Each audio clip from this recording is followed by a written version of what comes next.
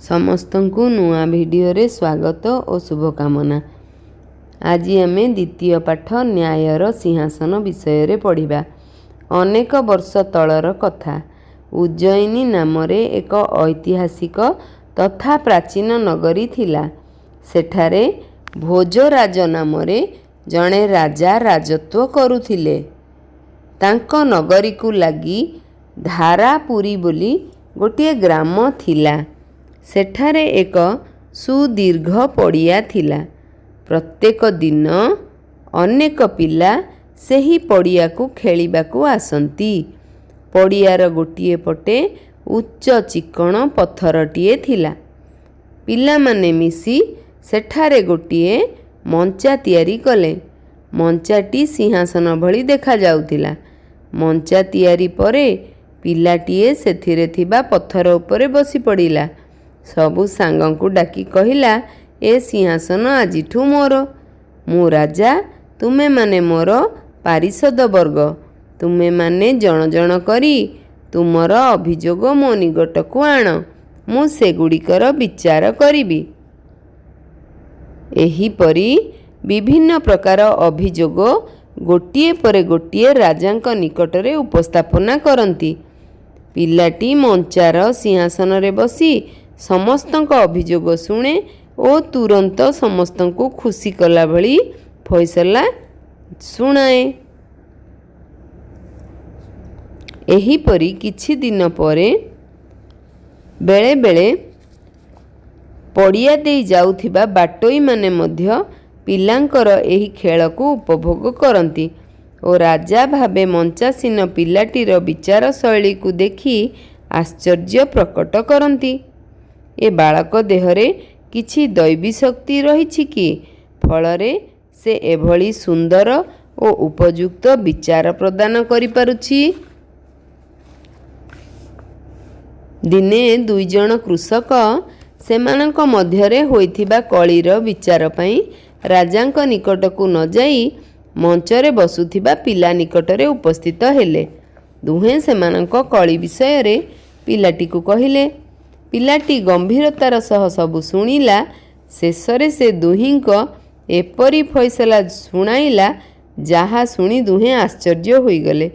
सेही दिन ठारू लोक माने निज निजर आपत्ति अभियोग को आउ राजांक निकट को न जाई पिलाटी पाखकू आसंती। पिलाटी सभी को संतुष्ट कलापरी न्याय प्रदान करे। फलरे पिलाटीर जस सबुआडे व्यापीबाकू लागिला। राजांक निकटरे पिलाटीर ख्याति पहुँचीगला। प्रथमे से बहुत रागी गले, किंतु परे से मनस्थ कले जे पिलाटी निकट को जीवे और पिलार विचारधारा को देखिबे। परदिन पात्र मंत्री सह राजा मंचार किछि दूर रही पिलामानक खेल को निरीक्षण कले। से पिलाटीर बुद्धिमत्ता और न्याय प्रदान शैली को बहुत पसंद कले। मंत्री को पाखकू डाकी कहिले, सतरे ए पिला बड़ बुद्धिमान। ता विचारधारा को मानिबा को पड़िबो। एते छोट बयसरे से जो न्याय विचार करुछि बड़ माने मध्य ता निकटरे हार मानिबे। एही समय रे जणे पारिषद कहिले, हजूर, ए पिला तो नीति मंचरे बसुथिबा पिला नुहे।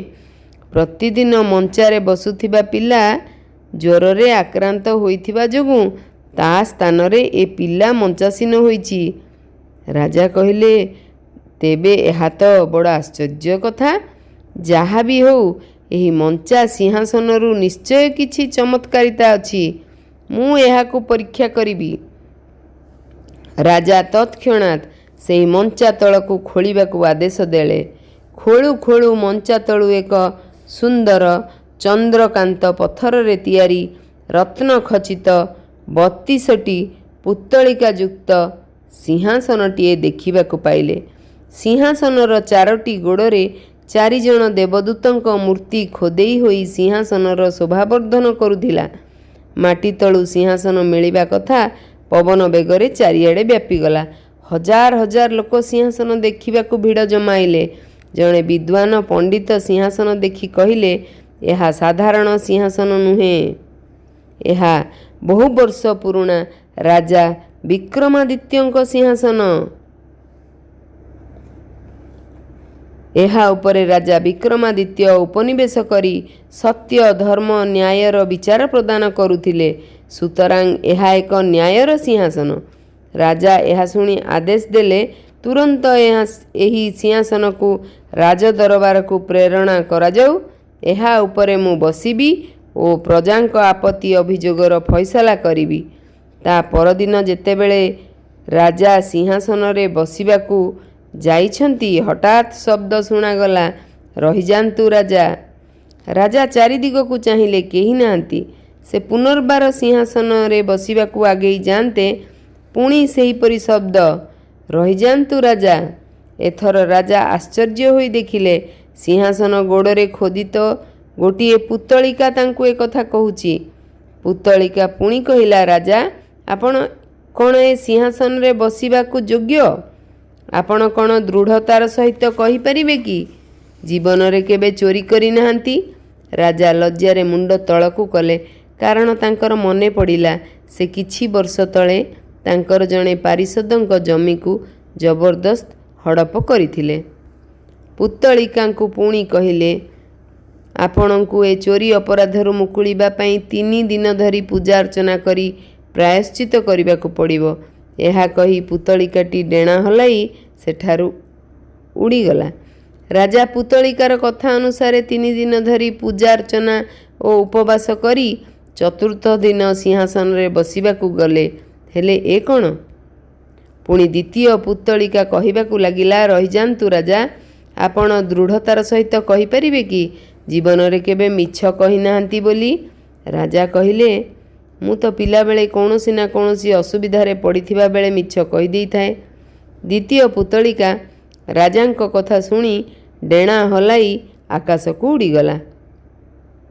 ରାଜା ପୁଣି 3 ଦିନ ଧରି ପୂଜାର୍ଚ୍ଚନା ଓ ଉପବାସ କରିବା ପରେ ସିଂହାସନରେ ବସିବାକୁ ଗଲାବେଳେ ତୃତୀୟ ପୁତ୍ତଳିକା ରାଜାଙ୍କୁ ପୁଣି ଅଟକାଇ କହିଲା, ସିଂହାସନରେ ବସିବା ପୂର୍ବରୁ କୁହନ୍ତୁ, ଆପଣ କାହାକୁ କେବେ କ'ଣ ଜୀବନରେ ଆଘାତ ପହଞ୍ଚାଇ ନାହାନ୍ତି? ରାଜା ekatha ଶୁଣି ପଛକୁ ଘୁଞ୍ଚିଗଲେ। ତୃତୀୟ ପୁତ୍ତଳିକା ମଧ୍ୟ ଅନ୍ୟମାନଙ୍କ ପରି ଡେଣା ହଲାଇ ଉପରକୁ ଉଡ଼ିଗଲା। ରାଜା ପୂର୍ବ ପରି 3 ଦିନ ଧରି ପୂଜାର୍ଚ୍ଚନା ଓ ଉପବାସ କଲେ। ପୂଜା ଶେଷରେ ସେ ସିଂହାସନରେ ବସିବାକୁ ଉଦ୍ୟମ କଲାବେଳେ ଚତୁର୍ଥ ପୁତ୍ତଳିକା ବାହାରି ପଡ଼ି କହିଲା, ରହିଯାନ୍ତୁ ରାଜା। ଯେଉଁ ପିଲା ଏ ସିଂହାସନରେ ବସୁଥିଲା ସେ ଅତ୍ୟନ୍ତ ସରଳ ନିଷ୍ପାପ ଥିଲା। ତା ମନ କଳୁଷିତ ନଥିଲା। ତୁମେ ଯଦି ନିଜକୁ ଯୋଗ୍ୟ ବୋଲି ମନେ କରୁଛ, ତେବେ ଏ ସିଂହାସନରେ ବସିପାର। ରାଜା ବହୁତ ସମୟ ଧରି ଭାବିବାକୁ ଲାଗିଲେ। ନିଜକୁ ନିଜେ କହିଲେ, ଯଦି ଗୋଟିଏ ସାମାନ୍ୟ ପିଲାଏ ଏ ସିଂହାସନରେ ବସିପାରୁଛି, ତେବେ ମୁଁ ରାଜା ଭାବରେ ତ ଅଧିକ ଯୋଗ୍ୟ। ପୁଣି ମୁଁ ଧନବାନ, ବଳବାନ ଓ ବୁଦ୍ଧିମାନ। ଏଣୁ ମୁଁ ଏ ସିଂହାସନରେ ବସିବାକୁ ଅଧିକ ଉପଯୁକ୍ତ। ଏହା ଭାବି ସିଂହାସନରେ ବସିବାକୁ ଅଗ୍ରସର ହେବା ମାତ୍ରେ ଚତୁର୍ଥ ପୁତ୍ତଳିକା ସିଂହାସନ ସହିତ ଆକାଶ ମାର୍ଗକୁ ଡେଣା ହଲାଇ ଉଡ଼ିଗଲା। ରାଜାଙ୍କ ନ୍ୟାୟର ସିଂହାସନରେ ବସିବା ନୋହିଲା। ଏ ହେଲେ ରାଜା ବିକ୍ରମାଦିତ୍ୟ। ତାଙ୍କର ଏହି ସିଂହାସନର ଚିତ୍ର ବର୍ତ୍ତମାନ ଉଜ୍ଜୟିନୀରେ ଦେଖିବାକୁ ମିଳେ। ଏ ହେଲା 32 ସିଂହାସନ ଗଳ୍ପ ମଧ୍ୟରୁ ଏକ ଗଳ୍ପ। ଧନ୍ୟବାଦ।